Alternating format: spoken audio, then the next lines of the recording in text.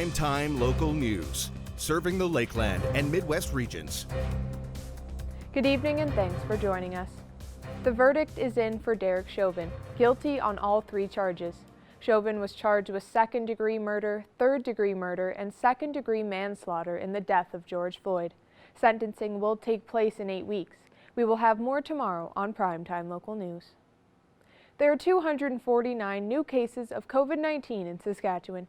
19 of those are in the Northwest, with 5 in the immediate Lloydminster area, where we have 131 active cases. There are 2,640 active cases province-wide, with 227 in the Northwest. 195 people are in hospital, with 3 in our zone. 89 cases involving variants of concern have been identified in the Northwest. More than 357,000 vaccine doses have been administered province-wide, including almost 24,000 in our zone. City Council is discussing the possibility of raising the city's utility rates, and Eric Bay has more on how the proposed changes could impact residents' utility bills. The city utilities cover water, wastewater, and refuse collection, with utility rates last adjusted in 2018. Proposed increases to utility costs would see residents' bills rise by $3.94 for a low water user and $5.31 for high water users. We've come to a level of expectation, and we have, by law, some challenges that we have to meet. We have to provide clean drinking water that meets the needs of our community. But first, that's already governed by the provincial and federal governments. Why are we building an $81.5 million wastewater treatment plant? It wasn't a choice we made. It was a choice that was mandated on us. While city water usage has not increased significantly, the proposed changes come from increased costs to provide utilities. The electricity bill, as you can imagine, to lift the water from the North Saskatchewan River up the hill and pump it to Lloydminster is a fairly hefty bill. And you add the carbon tax alone on that bill, what that percentage is. City administration believes the increase would create a self-sustaining utility, meaning the revenue collected on utility bills would cover the utility's expenses. This model would also cover costs associated with any future utility capital projects. There's money in the bank account. But in the same token, I look at the other side and say we have a $36 million, a $30+ million debenture that will be required to complete the wastewater treatment plant that will add to our payments. Those payments will be over 20 years. The city's current 5-year capital plan for environmental services, which includes the new wastewater treatment plant, amounts to $129.8 million. Eric Bay, Primetime Local News. An entrepreneur originally from Saddle Lake Cree Nation created a subscription box that showcases products from Indigenous businesses. Jace Mackey has more. I'm joined today here on Primetime Local News with Mallory Yongwei. She is originally from Saddle Lake Cree Nation, and she's an entrepreneur and the creator of Indigenous Box. Now, Mallory, can you just tell me a little bit more about what Indigenous Box is? So we're a subscription service that offers 4 boxes a year. Shipped all across Canada, and we feature different entrepreneurs, Indigenous entrepreneurs. So whether it be First Nations, Métis, or Inuit, business owners and their products. So it ranges from giftware to snacks to coffee to art, and and that's basically what it is. We kind of curate a box specifically for the season and send those out to our customers. And how did you come up with this idea?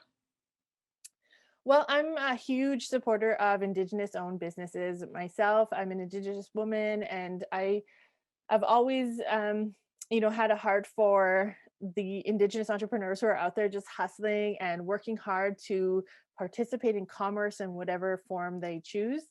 And back in December, I just I had done just a raffle within my family of products that I've sourced from Indigenous entrepreneurs, and put together a little box for them. I called it the Auntie Box because I'm an auntie. I have like 27 nieces and nephews, and it went over really well with my family. And they said, you should create something like this. And so it just kind of went from there. And then there was a pitch contest, and I started to develop the idea more and realized that it could be something that is really great for everybody.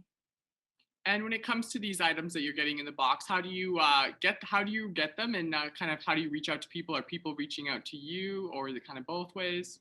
It's kind of both. I've, spent my whole life, I've spent the last few years building a network of Indigenous entrepreneurs across Canada.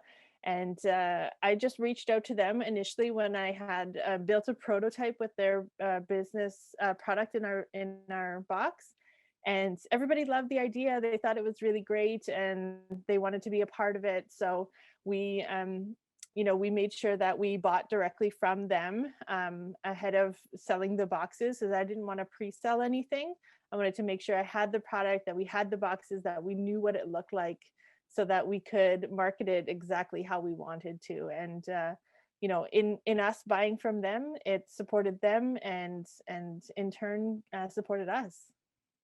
And so, how important is it for you to be able to create a business that is not only supporting other Indigenous entrepreneurs, but also showcasing these Indigenous created products to a wide variety of people across the country? Well, it's the most important. I think Indigenous people, we work so very hard to participate in commerce, and and it's actually not that long ago that we weren't allowed to participate in commerce between like non-Indigenous people and us. So we're taking that rightful seat at the economic table, and supporting one another, and it's in our ways. We're taught that we need to rely on one another, that that being connected as a community is the first most important aspect of a successful commerce business. And being outside of my community, I live here in Amiskwaci, Waskaigan, and I moved away from my home community and found myself in a position where I was sort of bridging that gap between I call it the two worlds that I walk between, my traditional life and my contemporary life. And I've always thought it was an important aspect to connect them. And what reaction have you been getting so far to just starting this business? Oh, it's been overwhelmingly positive. I knew that there were people out there that wanted to support Indigenous business, just like I have. And when I first launched the idea of it, I was sort of naive, thinking, I wonder if I can sell 20 boxes. Maybe I should start with 20 boxes. But I definitely, got over that mindset when I started asking people like, hey, would you buy something like this? Or what would you like to see in a box that was made for us?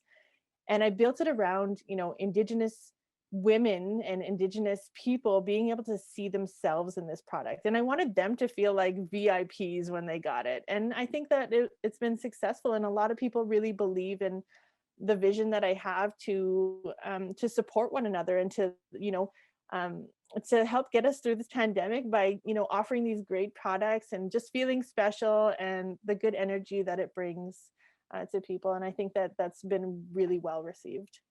So, for people who are interested in purchasing a box or placing an order, or even just finding more information, how are they able to do so? So they can go to our website at indigenousbox.ca. But we're sold out right now. We sold out hundreds of boxes going out in every province and territory in Canada. And our summer box will go on sale on June 13th. So you can get on our wait list on our website, and then just be first to notified as soon as it goes on sale. Awesome. Well, thank you so much for taking some time to talk with us today. Thanks, Jace. A local woman is finding ways to help families in the community by hosting virtual safety courses for children tomorrow and on Thursday. This $30 course will be from 4 to 7 each day, and she will even drop off a manual for your child at your house. Our Shelby Clark spoke with her for more details. I am speaking with Shelby Vick, who will be hosting a virtual Stay Safe course on Wednesday and Thursday for children in the community. What ages are you taking for this course? I'm taking anywhere from 9 to 13 years old. Sometimes there is an exemption for if your child's 8 and they have a birthday coming up soon, I'll take them as well. And usually for the 12-year-old, 13-year-olds, I'll recommend the babysitting course. That way, if they have siblings, they can definitely do the babysitting course. That way they can look after their siblings. And what's everything that you're hoping to teach kids when it comes to safety? So basically, the Stay Safe course will teach your kids what to do in a situation if they're at home alone. So, say someone knocks on the door, do they answer it? Do they not answer it? What happens if they start choking? I really like to focus on the first aid portion of the Stay Safe course, just because I know when I was younger, if I were to have choked, I would have had no clue how to save myself. And that's something that Red Cross really likes to promote is like, how can you make sure that you can keep yourself safe along with other people safe? And can you tell us more on the manuals that will be involved? So yeah, I actually brought it. This is the Stay Safe manual, and it's basically, I like to call it like a coloring book, but it's very detailed with like the first aid stuff. So like if a nosebleed happens or like you burn yourself or cut yourself, it's got lots of pictures and very in-depth explanations. So it's very nice because I know that like this is exactly how the first aid manual in Red Cross is laid out along with the babysitter manual. It's very easy to understand and comprehend, especially for those kids who are younger. And it makes it interesting because it's fun and colorful and they don't put it in black and white, which I really like as well. And what inspired you to come up with this course idea for children? Well, I've been a Red Cross instructor for about 5.5, 6 years now. And when I was, I think 16 or 17, I went and took my youth leader, which is the instructor for the Stay Safe and or the babysitter course. And I also teach the first aid and the water safety instructor and the lifeguarding course and all that sort of stuff. So I'm really into teaching and that's my career that I'm going down. But I really thought it was a good idea because in Saskatchewan now with the new restrictions, they're trying to limit the amount of people you see to only your immediate family, along with going into public, going to grocery stores and stuff like that. People are trying to limit the amount of people you are taking in there. So it's definitely easier to leave your kids at home for 30 to 45 minutes while you go grab groceries instead of dragging them along because kids touch absolutely everything and like they put their hands in their mouth, they touch their mask, they play with their mask, they rub their eyes and everything like that. So it's just a way to make sure that we can lower those numbers of the COVID-19 outbreak, along with keeping our kids safe and ourselves safe.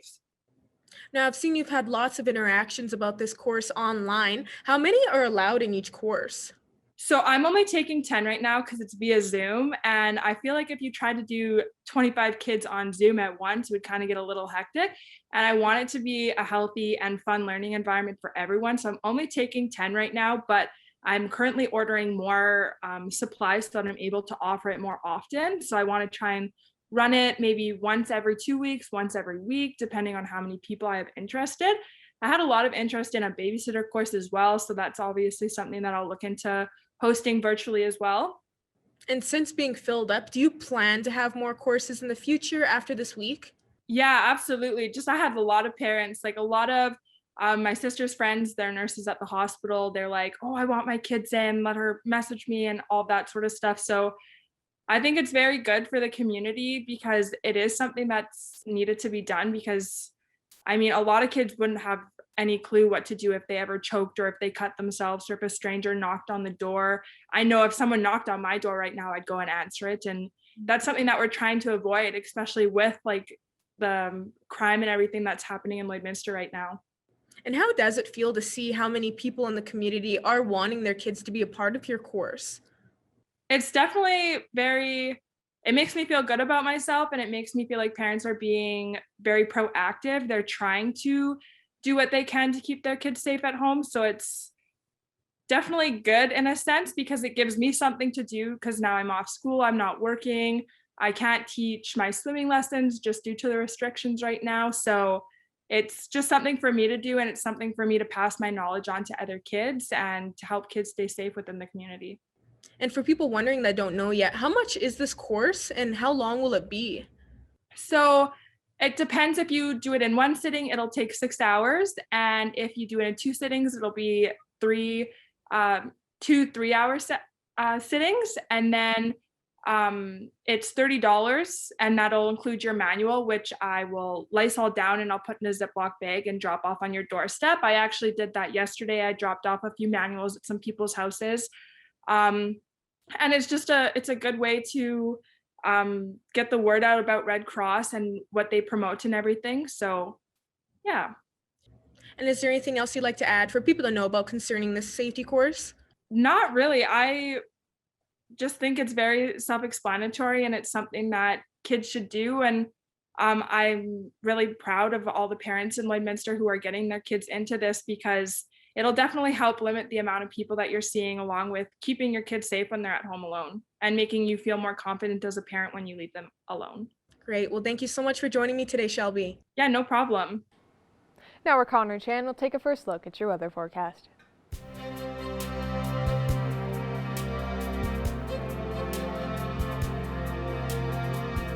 All right, thanks very much there, Jasmine. Taking a look right now, 10 degrees is what we're seeing right now. A little bit of cloud coverage. We're still seeing some sun out at the airport right now. We're seeing a little bit more cloud coverage than here in the city, but 10 degrees is what we are seeing for today. So we're kind of around where we were expected to see from yesterday. Winds, though, still kind of in the northwest and west at 13 kilometers an hour. Now, we see lots of double digits in and around the region. 11s in Vermilion, Vegreville, St. Paul, and Cold Lake, with other 10-degree marks in Marwayne, Bonnyville, Pierceland, as well as 12 degrees in Edmonton as well. Taking a look down a little bit down south here, Wainwright and Provost also sitting at that 10-degree mark. 9 in North Battleford with 8 degrees in St. Walburg and 9 for Isle La Crosse. And then we see lots of other 10s in areas like Green Lake, Meadow Lake, and Pierceland as well. Now, as we take a look to the next couple of hours here in North Battleford overnight, dropping to -3, and we are going to see those clear skies continue, but they're going to get a little bit warmer than they are today. The wind's going to, of course, be a little bit heavier on the southwest front, coming in at 20 kilometers an hour, but still 19 degrees nonetheless, with great sunshine throughout the day. -2 overnight in Cold Lake as it drops down to there, and 19 degrees will be the temperature for them tomorrow, with a little bit more cloud coverage than we are seeing right now in the Cold Lake area, where we are seeing that sun and cloud mix. And then for us here at Lloydminster, -3 is what we are going to see overnight tonight, and we're going to still have some decent winds throughout the day tomorrow, coming in from the west and southwest, just shy of 20 kilometers an hour, but we are going to be at 20 degrees for tomorrow with a little bit more sun and cloud coverage. So kind of similar to what we saw today in terms of that mixture there. But going ahead to the next 3 days, we are looking at 2 degrees there for Thursday, as the chances of getting that snow dropped a little bit more, as we are seeing that with only a 20% chance of that it could happen on the Wednesday night, carrying over into Thursday. But going into Friday with that high of 6 degrees and a low there of -9, we'll still feel a little bit cooler with that wind chill, kind of making it feel a little bit more like that -10 to -5 range as well. But that is a first look at your weather forecast. We'll have more primetime local news coming up after the break.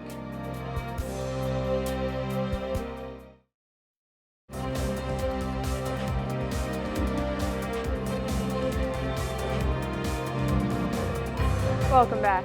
Our Connor Chan chats with singer Danielle Ryan about her new song and how it's a reflection on her upbringing. BC singer Danielle Ryan joins us here today on Primetime Local News. We're talking new music with you today, mainly the new single that came out recently called Weatherman, which you have said it is about your upbringing on the farm in BC. So share with us the tie-in with that experience into the single there. Yeah, so I wrote this song about living on a farm. We're always making hay and stuff, and it's so dependent on the weather, and the weather will be like 7 days of sun, like we're good to go, and we'll start cutting to make hay, and then it's supposed to like rain the next morning. So I took that whole concept of like the weather always not being right and took it and put it into a relationship of the exact same concept and made Weatherman. Yeah. What was the outlook you wanted people to have when you were writing this song? Well, I think that's the whole reason why I related it to a relationship, was just because I think everyone's kind of had that experience, whether it's like a romantic relationship or just like a relationship in general, you know. There's sometimes people that you meet that say one thing and do the other. Now, just wanting to get to know you a little bit more about you. Of course, you mentioned growing up on the farm, which screams country music for those who hear it. So how did that lifestyle on the farm play into the music style that you developed into? Yeah, so I definitely had to live up to the stereotype, I think, and do country music. But I growing up on the farm, I think as a kid, I thought it was like, I didn't like it very much, but now it's like my favorite and something I totally took for granted.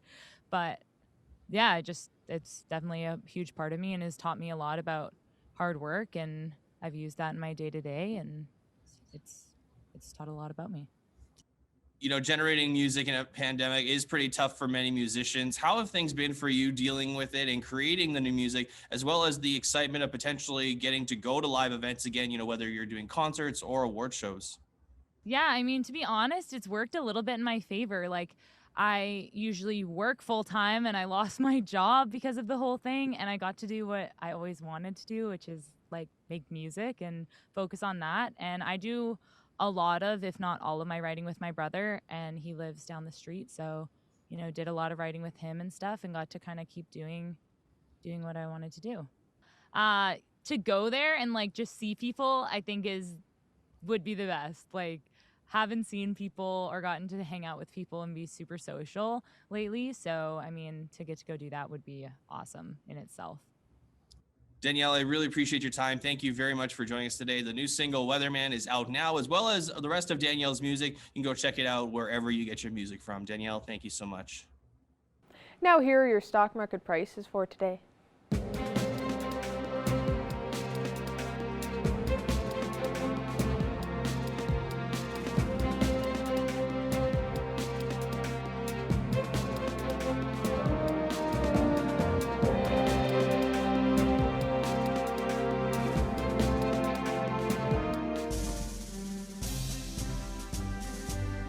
Today's oil prices are brought to you by First General Services.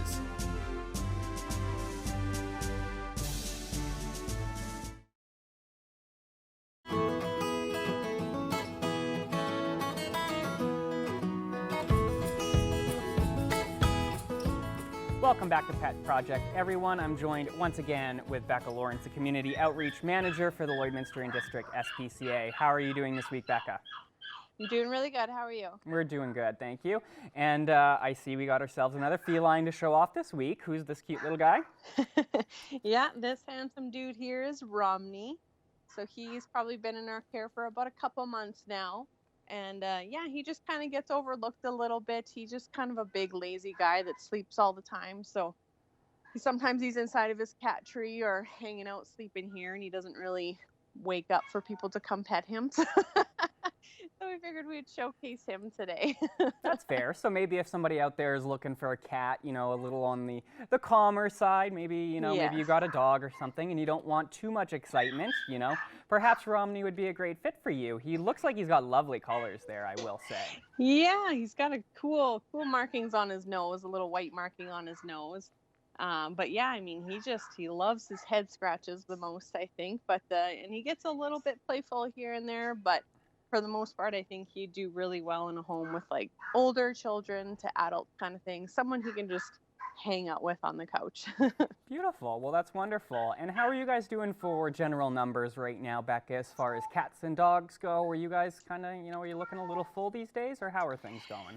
Yeah, actually, this past couple days we've had Animal Protection Services bring some animals into us. So that was mostly cats, and then actually just yesterday as well too, we had a bit of an influx of dogs. So we are currently full on both animals for a change. Yeah. Wow. So there you go, guys. The SPCA oftentimes does run out of dogs, which is a good thing, right? It's, but if you're in the market right now for a dog, obviously please stop by the SPCA and see if maybe we can get, a couple of those guys some nice homes. And we were just, speaking of which, parlay into this a little bit, we were speaking off camera, but you guys are actually starting to run low on dog food, which is, a great thing for anybody out there. If you're shopping this week, I always like to remind people that the SPCA does accept physical donations. So, dog food would be a great one right now. Yes, yeah, we are running a little bit lower on our dog food right now. We had to kind of go through our shed just to organize it a bit, and we did notice, quite some was overdue, and then others, like was getting close to being overdue, but it was something that we weren't going to use. So we helped out some other rescues too, kind of thing. So we do have our set bit, but like with puppy season and the warmer season coming up, we just anticipate quite a few dogs coming in. Which is understandable. So obviously anybody out there, if you really want to do a good deed, drop off some dog food, especially at the SPCA, and that would greatly help everybody. We were also speaking, Becca, but your guys' AGM, your annual general meeting, is coming up. So why don't you tell us a little bit about that and what people can kind of look forward to when that happens next month? Yeah, absolutely. So we're going to, I believe it's May 27th, we're going to try and have it on.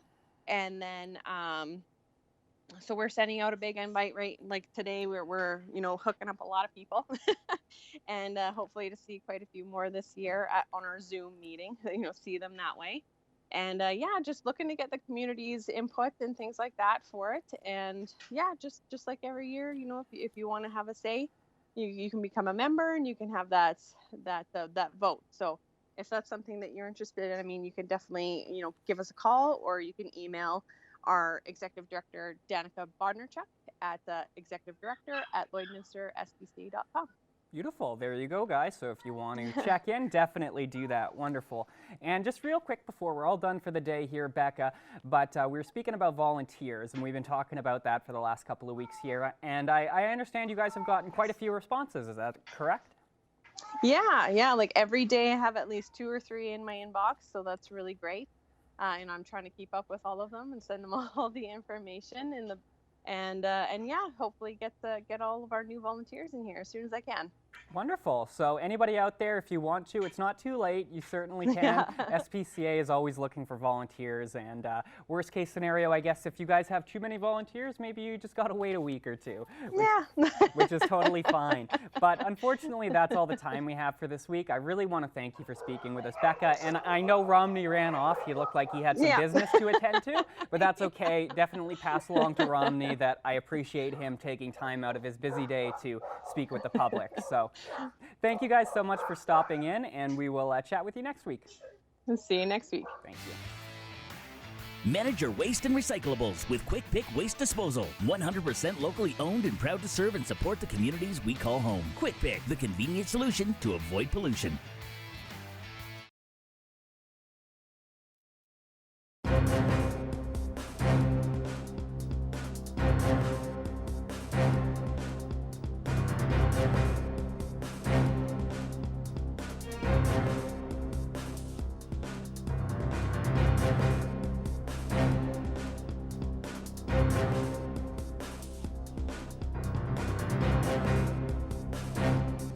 I'm speaking with Carmel and Jocelyn Florzone with the Ukrainian Dancing Club. Now, the club is hosting a fundraiser with the co-op. When will this be? We're going to be advertising on Facebook and social media, and hopefully with the TV station, which is absolutely wonderful. You bet. And why has the idea for this fundraiser come up to do this year?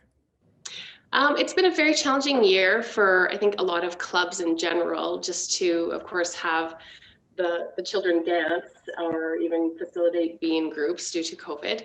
And, you know, it's tough times. And one thing that I know that is obviously entertaining for the community.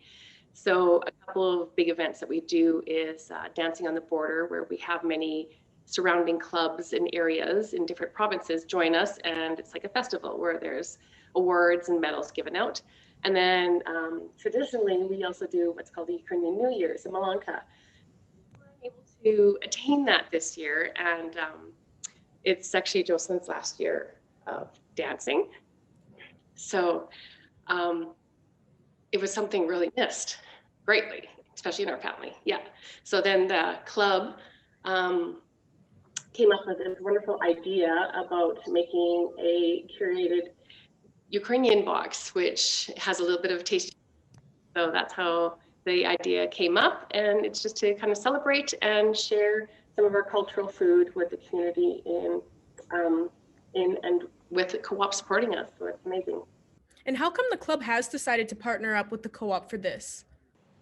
I think because, again, with COVID, a lot of times when a person does fundraising, you're either in the public selling tickets or items, and just to deliver door to door, we wanted to keep everybody safe, and it worked really well. They have boxed everything, they have sealed everything, packaged everything, so each person basically just goes right into the co-op.